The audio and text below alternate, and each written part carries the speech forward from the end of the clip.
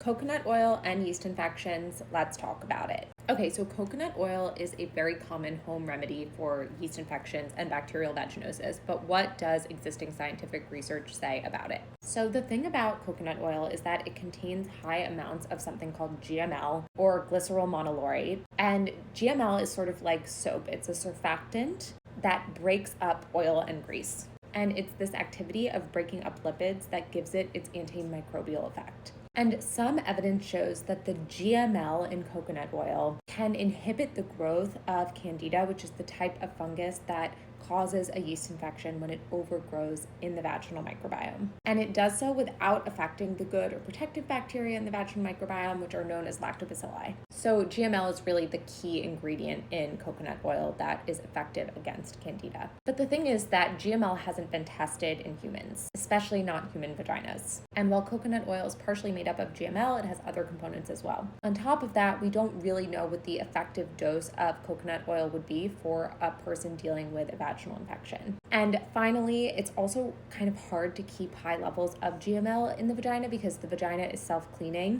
and so it will try and get rid of those goopy things that it thinks it doesn't need.